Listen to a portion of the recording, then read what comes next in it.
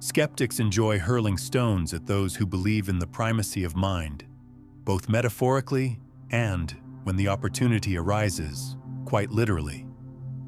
If awareness shapes what we experience, they challenge, then why does a stone stay a stone regardless of your personal beliefs about it?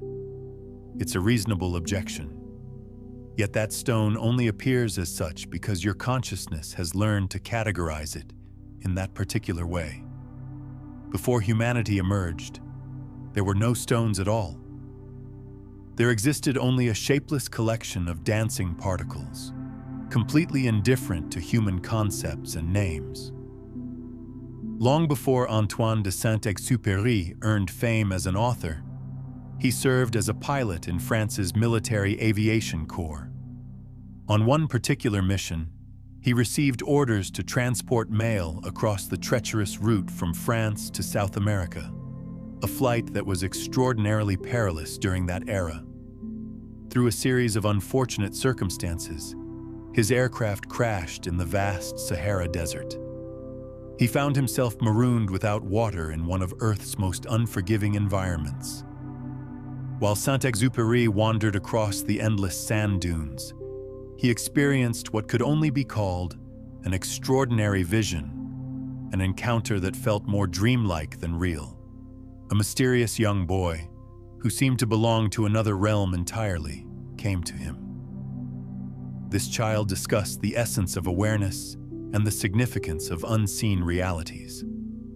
Saint-Exupéry would later reflect that this was indeed his encounter with a little prince, even though the tale remained unwritten and the character had not yet been born through his pen.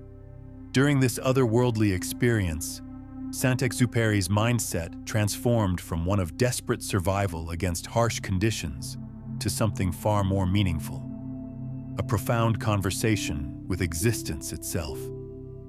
He discovered a truth, viewing life not as a merciless trial, but as an enigmatic, beautiful puzzle. The following day, he spotted a Bedouin caravan, and this time it was more than just a mirage. Saint-Exupéry later understood that witnessing the caravan was itself an act of manifestation, a longing for life brought into being. If you're finding these consciousness concepts as mind-bending as I am, hit that like button and subscribe for more explorations into the nature of reality.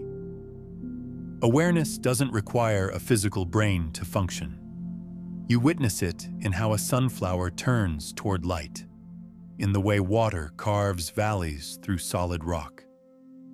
Even the simple act of a tree growing around an obstacle demonstrates a form of consciousness, an awareness of what needs to be navigated and overcome. Scientists have discovered that forests communicate through underground fungal networks, sharing resources and information across vast distances. This suggests that consciousness operates on levels we're only beginning to understand. Everything around us maintains constant awareness of its surroundings, constantly adapting and responding to environmental changes. Consider how your own body operates without your conscious control. Your heart beats, your cells regenerate, your immune system fights off threats. This biological intelligence operates far beyond the reach of your thinking mind, yet it demonstrates an exquisite awareness of what needs to happen moment by moment for life to continue. We must liberate ourselves from the restrictive belief that consciousness belongs exclusively to humans or exists only within our skulls. Modern physics has shown us that particles at the quantum level seem to know when they're being observed, changing their behavior accordingly. This phenomenon, known as the observer effect, suggests that consciousness and matter are far more intertwined than we previously imagined. The question isn't whether objects possess individual minds, but rather that all things, from tiny sand particles to towering peaks, participate in one enormous, unified field of awareness. That stone represents a pattern of thought. Reality itself is a pattern of thought. Your complete life experience consists of beliefs so deeply embedded that you've forgotten you originally chose them. Think about something as simple as the color red. What you experience as red exists nowhere in the physical world. It's purely a creation of consciousness. Light waves of certain frequencies hit your eyes, but the actual experience of redness is generated entirely within awareness itself. Our world isn't constructed from physical objects. Our world emerges from narratives, and narratives arise from how we perceive. When enough minds accept something as real, it becomes manifest. Countries, money systems, cultural practices, legal frameworks, all are mental creations made so concrete through shared agreement that we forget they aren't actually solid things. They are enchantments woven by consciousness. Consider the power of language itself. Words are simply vibrations in air or marks on paper, yet they can start wars, inspire love, create fear, or generate hope. The meaning doesn't exist in the sounds or symbols. It exists in the consciousness that interprets them. This demonstrates how consciousness doesn't just observe reality. It actively participates in creating the very meaning and significance of everything we experience.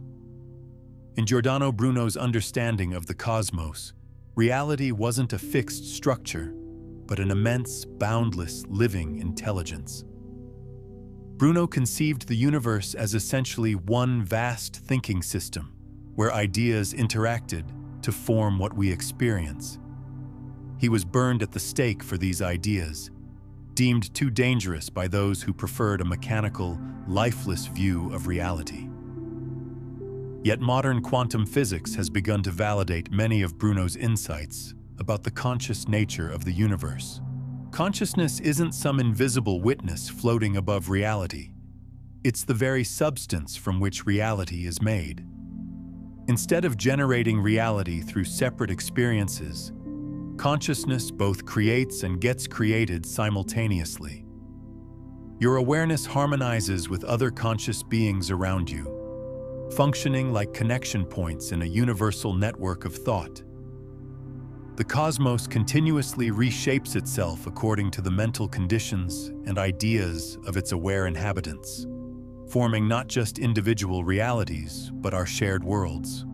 Recent research in quantum biology has revealed that consciousness might operate through quantum processes within our neural microtubules, structures so small they exist at the border between classical and quantum physics. This suggests that our consciousness literally operates in the quantum realm, where observation creates reality rather than simply discovering it. This isn't mysticism. It's cutting-edge science beginning to catch up with ancient wisdom. Thomas Nagel, in his influential piece «What is it like to be a bat?», зрение предлагает, что сознание содержит личную димензию, переживание, или просто говоря, что это чувствуется, когда человек осознает. Nagel argued that human understanding has built-in limits when it comes to consciousness. Even when we grasp the brain's physical mechanisms, we cannot truly know the inner experience of other beings like bats, because consciousness cannot be reduced to measurable facts. Consciousness makes the relationship between mind and body truly mysterious. It represents the universe's most confounding characteristic. Felt experience encompasses the personal sensation of things, how fruit tastes, how birdsong sounds, how the sky appears blue. These form the experiential landscape generated by consciousness. What we frequently overlook is that these aren't objects existing outside us, but rather experiences generated within awareness itself. Consciousness processes and translates sensory information to create a unified reality. We aren't passive witnesses. We actively participate in building our experience of existence. I'm curious, have you ever had a moment where you realized you were creating your reality rather than just observing it? Drop your experience in the comments below. The reality you encounter isn't an objective mirror of the world. It gets shaped by awareness. Thus, consciousness serves as reality's architect, not simply its witness. Consider Joan of Arc, a teenage girl who claimed to receive messages from heavenly beings, persuaded a battle-hardened army to follow her into war. The real question isn't whether those voices existed. It's whether reality could have possibly resisted their influence. If belief powers reality, then Joan didn't imagine things. She brought them into being. History is filled with similar examples of individuals whose consciousness was so focused and unwavering that reality seemed to bend around their vision. Think of inventors like Tesla, who claimed to see his inventions fully formed in his mind before building them. Or visionaries like Martin Luther King Jr., whose dream became so powerful it shifted the consciousness of an entire nation. These weren't mere coincidences. They demonstrate the creative power of focused consciousness. Even in your own life, you've likely experienced moments when your intense focus or belief seemed to materialize circumstances that supported your vision. Athletes call it the zone, artists call it flow, and mystics call it manifestation. But they're all describing the same phenomenon: consciousness actively shaping reality through focused attention and intention. To truly understand consciousness deeply, rather than viewing it as separate from the physical universe, we should recognize it as completely woven into reality itself. Brain researcher Carl Pribram spent years developing a theory that the mind operates like a hologram.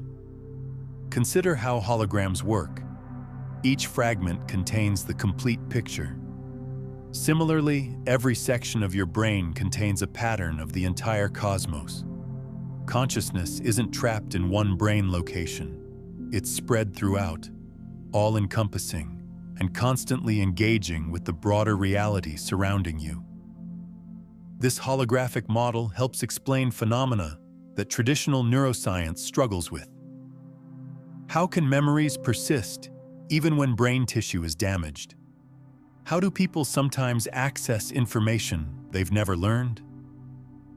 How can consciousness continue to function during near-death experiences when brain activity is minimal? The holographic model suggests that consciousness isn't produced by the brain, but rather accessed through it, like a radio tuning into different frequencies. Ancient wisdom traditions have long taught that consciousness is fundamental to the universe, not emergent from matter. The Sanskrit term chit refers to pure consciousness as one of the three fundamental aspects of existence, alongside being and bliss. This isn't primitive thinking. It's a sophisticated understanding that we're only now beginning to appreciate through modern science. This reveals that the world isn't something external waiting for your perception.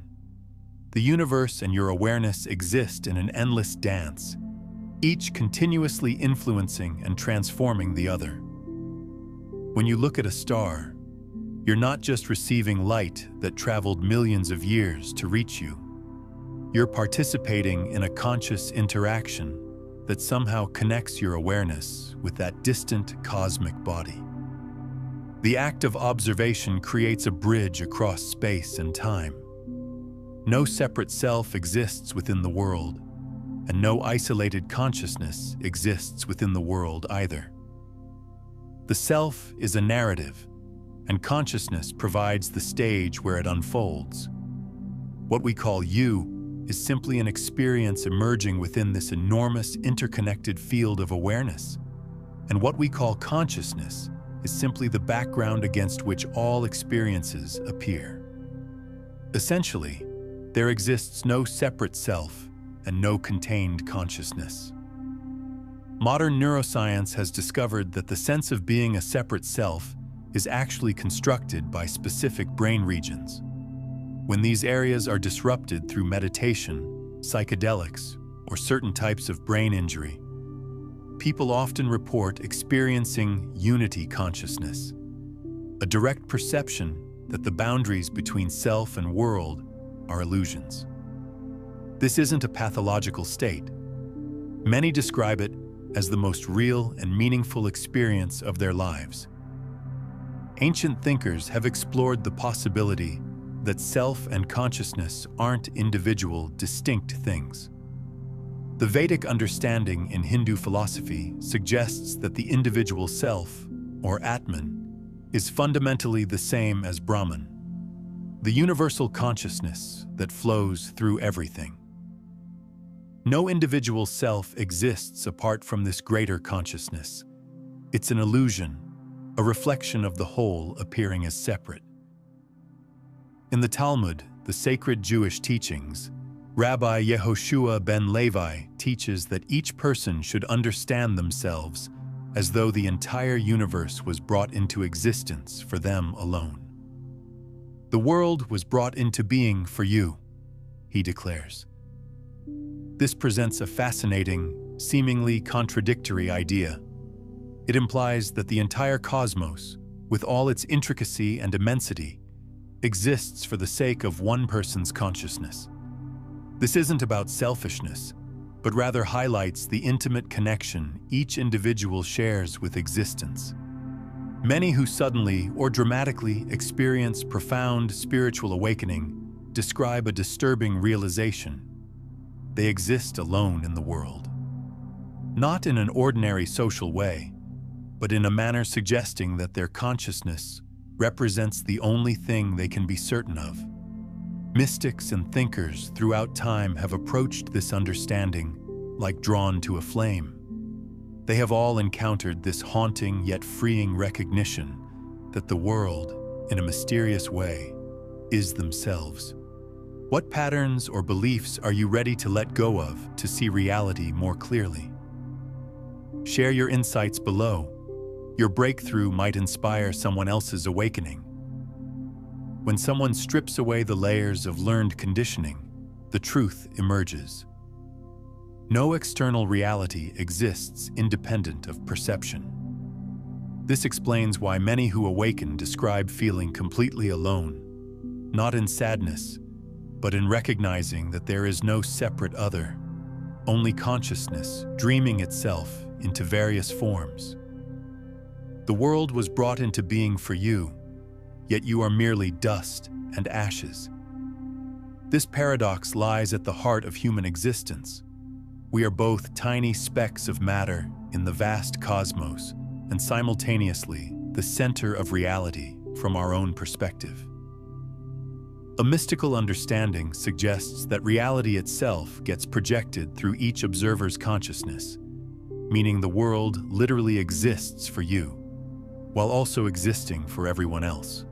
Before you even considered watching this video, reality was already orchestrating itself, not in the suspicious, secretive way of hidden powers plotting in dark rooms, but in the far more profound, cosmic sense, a magnificent illusion organizing itself around your awareness.